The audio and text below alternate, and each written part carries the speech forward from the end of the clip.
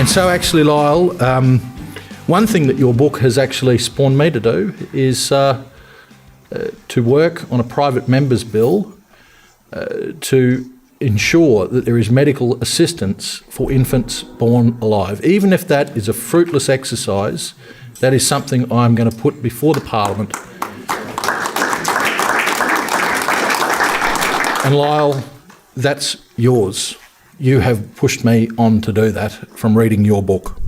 I have had the Parliamentary Council actually draft for me a bill. It is the Human Rights Children Born Alive Protection Bill. This bill seeks to make it mandatory in all states and territories for all corporations that are involved in medical termination of pregnancies or abortions to actually provide medical life-saving treatment when a child is born alive as a result of an abortion. Hello and welcome to the Lyle Shelton Show. It's a big show today. It's my last coming from the Good Source studio in Brisbane before I head to Sydney to take up my new role with the Christian Democratic Party. I'll have more to say about that later in the show. This week I look at the shaming of white Christian males at school simply because they are white Christian males. Can you believe it? Do you, like me, think that the climate alarmism is well and truly a new religion? I'll examine Joe Biden's climate Zoom call with world leaders and the wacky ideas that were floated. And are we a nation of white supremacists? Well, our universities have been teaching kids this for years, and now the Chinese Communist Party has jumped on board. All that and more, and what the mainstream media simply will not report, coming up. But first, for my audio podcast audience, what you've just been listening to is the voice of the federal member for Dawson, George Christensen.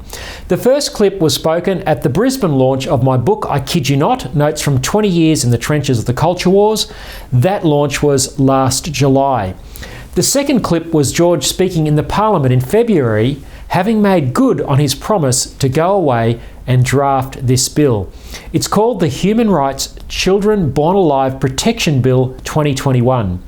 Now, George was very kind in giving me credit for bringing the issue of babies born alive after botched abortions to his attention.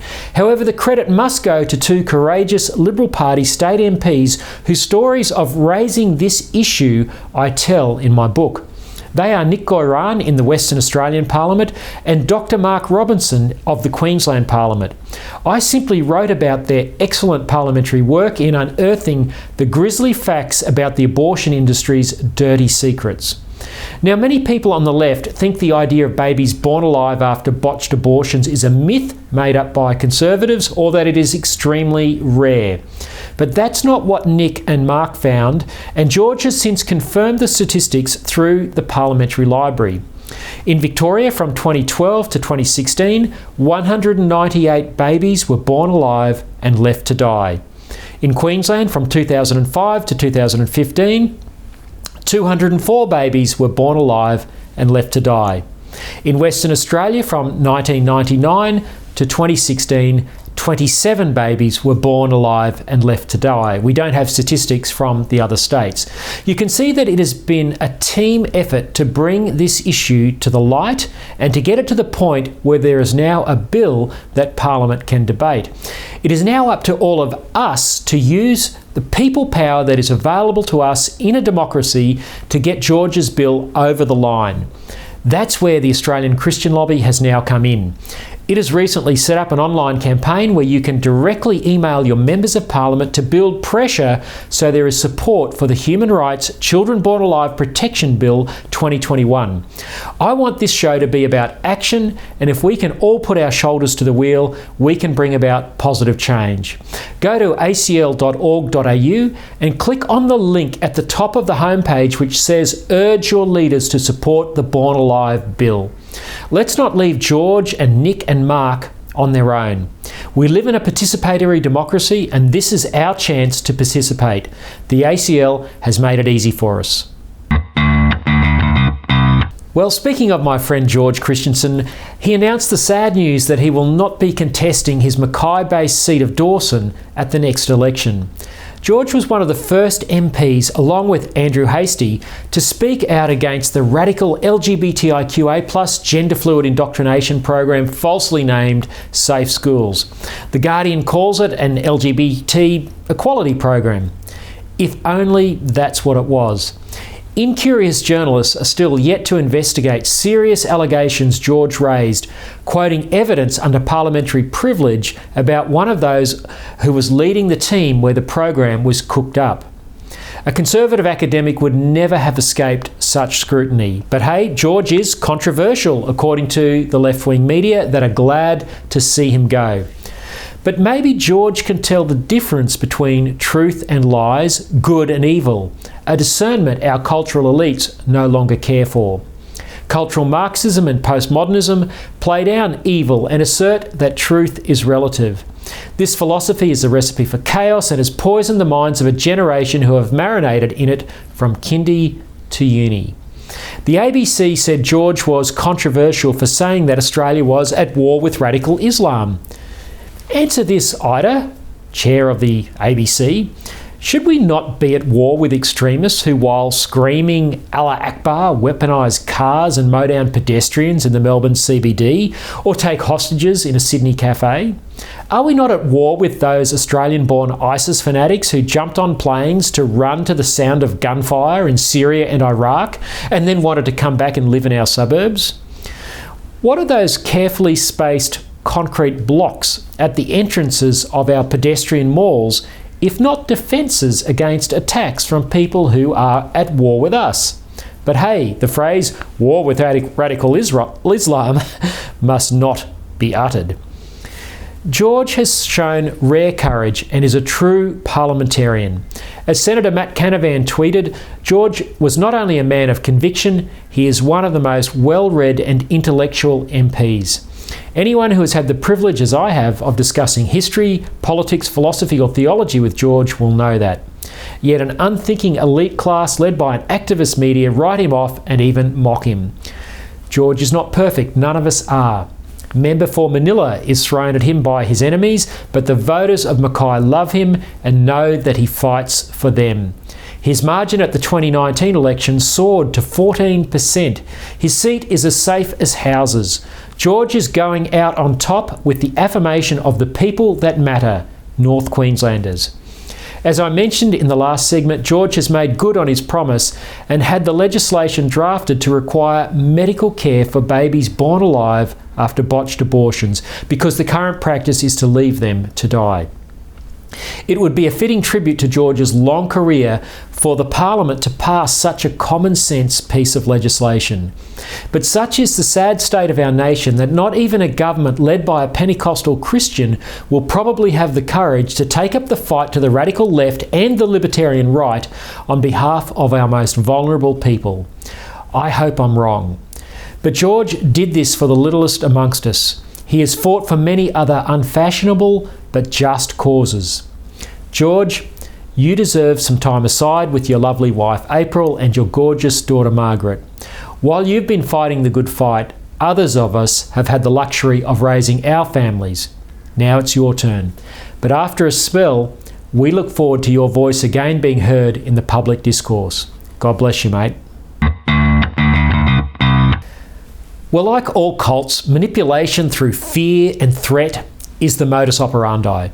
They're also heavy on doomsday scenarios. Followers put their minds into neutral and with glazed eyes repeat the same mantras. The climate cult, which now holds sway over world leaders logging in on Zoom, introduced another teenage guru to compliment Greta, how dare you, Thunberg. According to 19-year-old Zia Bastida, we've only got 10 years to stop the planet's climate falling off an irreversible cliff. The goalposts keep shifting, the demands get more extreme, the sacrifices required of us all more onerous, and the teenage high priestesses of this cult more loopy. Have a listen to Miss Bastida. The climate crisis is the result of those perpetuating and upholding the harmful systems of colonialism, oppression, capitalism, and market-oriented greenwash solutions. We demand that you stop fossil fuel investments and subsidies. We demand that you stop any new fossil fuel infrastructure and existing fossil fuel extraction, including pipelines. We demand comprehensive, non-Eurocentric and intersectional climate education, including literacy on climate justice, environmental racism, ancestral and indigenous wisdom, on historical movements, disability justice, green careers, and sustainable living. Now, this is the foolish berating world leaders, including our Prime Minister Scott Morrison, were subject to as part of the US President Joe Biden's online climate summit last week. At the same time Bastida was giving free advice about deindustrialising our economies, Greta was up on US Capitol Hill talking to lawmakers. Here's what she said. The best medication against anger and anxiety is to take action yourself. Now, despite Greta and Zia's teenage tantrums, there is no sign that by 2030 the world's biggest emitters, China and India, will have even peaked in terms of their rapidly growing emissions of carbon dioxide. Vladimir Putin, the Russian president, sat stony-faced on Biden's Zoom call. Russia won't be doing anything anytime soon. Even Joe Biden's surprise and probably unrealistic commitment to cut US CO2 emissions by half by 2030 will do nothing to change the temperature of the planet. And if anyone believes the Chinese Communist Party will keep its promise to completely decarbonise by 2060, by which time our climate alarmists tell us it will be too late anyway, they believe the Uyghurs love their new digs in Xinjiang. It's a beautiful land, apparently. CCP dictator Xi Jinping must sit on these calls barely able to keep a straight face. He's already got a state religion and he's God, not the Greens' god Gaia.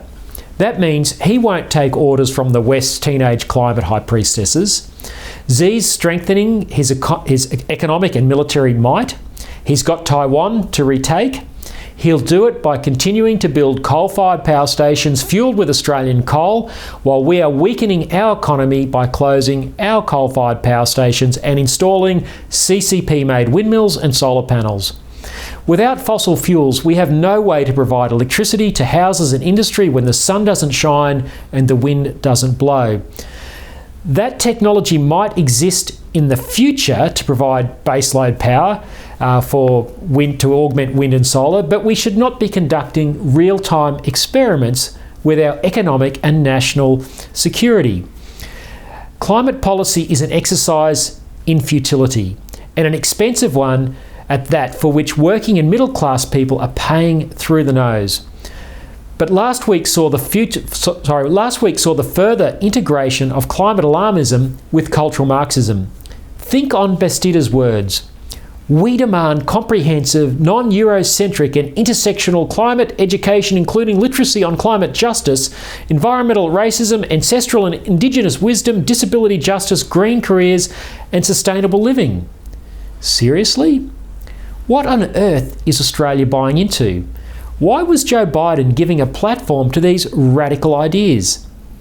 Now, the ever-pragmatic Morrison is ruling out targets and taxes, saying Australia will get to net zero emissions by 2050, by which time the alarmists tell us it will be too late anyway, but that we'll do it through technological changes. What few people realise is that the only proven technology that could get us there is nuclear, and that is banned in Australia. The climate cult hinges on the proposition that the planet is getting catastrophically hotter because the burning of fossil fuels is pumping 51 billion tonnes of carbon dioxide into the atmosphere each year. In his latest book, How to Avoid Climate Disaster, Microsoft co-founder Bill Gates says that this carbon dioxide stays in the atmosphere for 10,000 years. What he doesn't address is the fact that human-induced CO2 is just 3% of the naturally occurring CO2 in the atmosphere released from volcanoes and other natural sources. As Professor Ian Plimer points out in his book Climate Change Delusion and the Great Electricity Ripoff, dangerous global warming did not occur in the past when atmospheric CO2 was hundreds of times higher than it is now.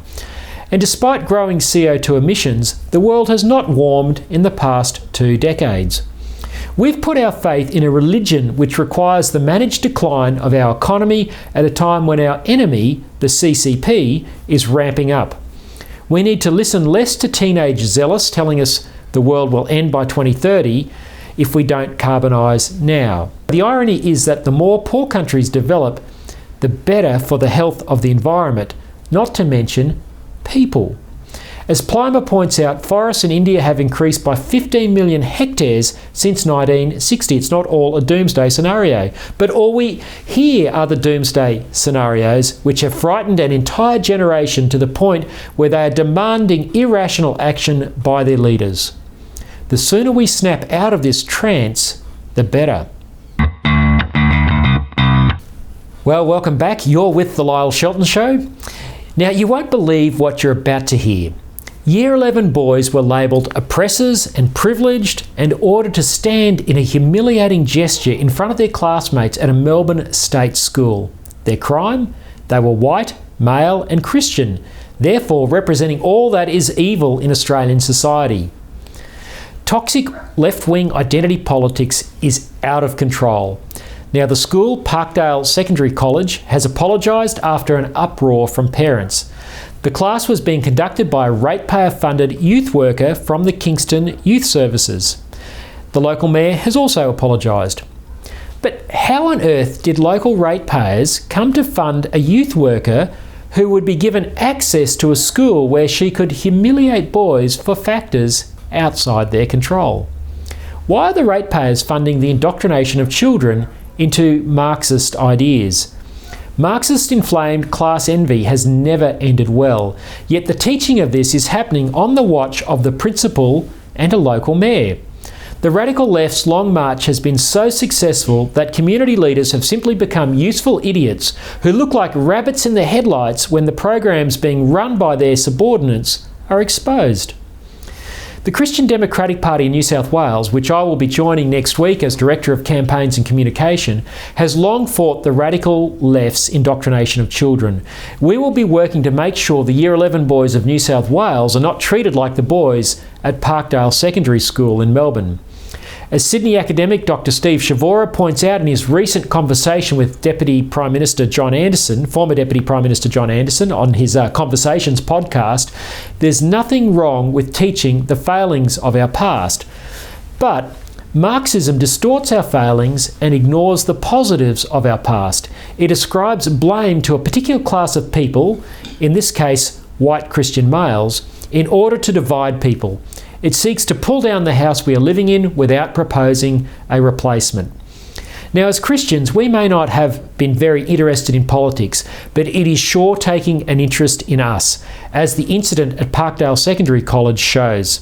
According to news.com.au, the Kingston Youth Service website describes its diversity and inclusion program offered to schools as suited to all students, all except white Christian boys, apparently.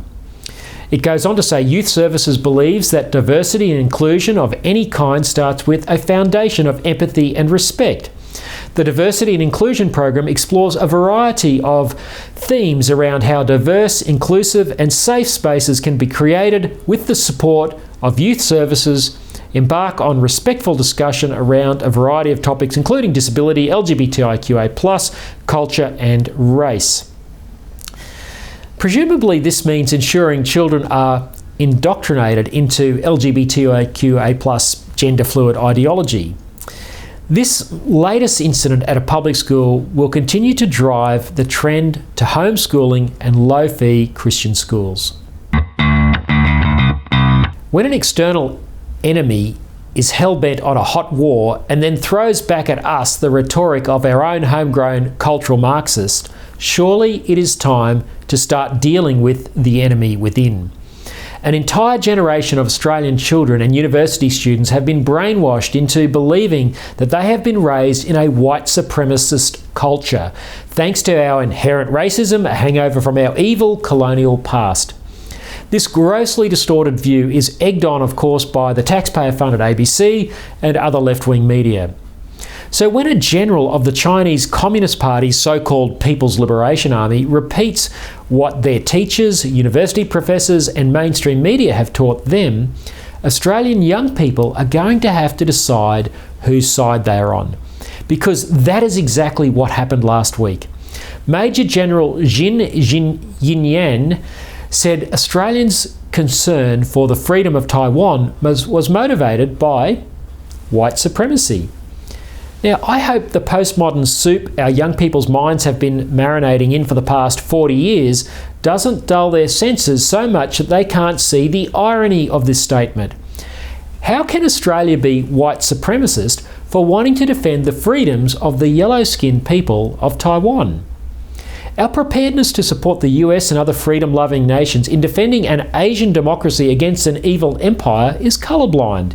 It is principled because strong principles about the right to freedom of humankind is the inheritance of our Western culture. Sadly, this is daily white-handed by our education system and the ABC. The ridiculousness of the CCP thug's statement should be self-evident, along with the intellectual bankruptcy of the cultural Marxism which has infected our schools, our universities, and our cultural elites. If Australia and the United States don't stand up to the CCP, who will? Let's hope the confused minds of our youth are not watching Major General Jin Yinyan's comments, thinking, yeah, but he has a point, we really are infected with unconscious bias.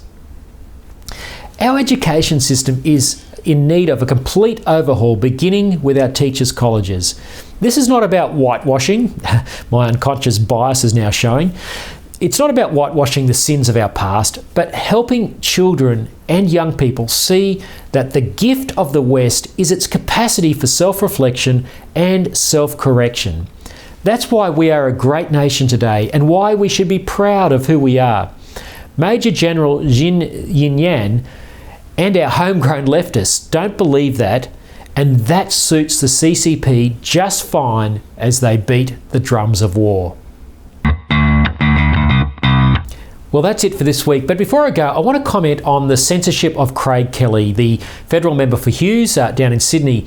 Now, Craig Kelly has put on his Facebook page studies relating to the use of ivermectin and hydroxychloroquine in the treatment of COVID-19. And there's suggestions from around the world, medical journal articles that suggest that this is effective in the early stage treatment of COVID-19. It may or may not be true. I don't want to get into that argument, but Craig should be free to put that information forward. Those treatments are certainly being used in other countries. That is a fact. And yet Facebook has censored him for misinformation. Well, Craig Kelly's not the only one to be censored by big tech. The February edition of the Lyle Shelton Show, number 28, was also taken down by YouTube. I don't like this censorship by these big tech oligarchs, which think that they can just decide what is okay for public commentary and what is not, and use their power to strip us of our right to free speech, whether it's Craig Kelly or YouTubers like myself. It's just not on, and I think this is something that the Morrison government needs to look at with some urgency and make sure that freedom of speech is maintained in this country. And these platforms, which are in effect monopolies as a result of their market power, are required to conform to the public interest, and that there should be a public interest component in the way they provide their services. Now, also before I go, I just want to let you know that this Sunday I'll be getting in the car and driving to Sydney, where I start work on Monday as Director of Campaigns and Communications for the Christian Democratic Party. The Reverend Fred Nile, the Honourable Reverend Fred Nile, and his party leadership have invited me to join the CDP and to be Fred's successor in the Parliament when he steps down this November. I've already begun campaigning to make sure we can retain the party's seat in the New South Wales Upper House come the March 2023 election. Taking on this challenge is, of course, a tremendous privilege, and it's an honour at which if I'm honest, I'd have to say I'm daunted as well as excited. Fred's shoes are big ones to fill, but with your support and prayers, and with God, all things are possible. Please keep me in your prayers. If you'd like to join or support the party, please go to cdp.org.au. We need to build the biggest possible army ahead of the March 2023 election we possibly can. I hope you might consider joining us in the trenches. I'll keep the Lyle Shelton Show going once in Sydney so that you and I can stay in touch. Well, thanks to Dave Pello and his team of volunteers at The Good Source News for production and editing. Until next time, thanks for being with me. God bless. The Lyle Shelton Show is a production of The Good Source, hosted by Lyle Shelton. To watch, listen to, or read more content without the SJW PC fact filter, visit goodsource.news. Good, SAUCE.news. Become a Good Source supporter for exclusive access to live and unedited interview recordings, including the conversations before and after the show.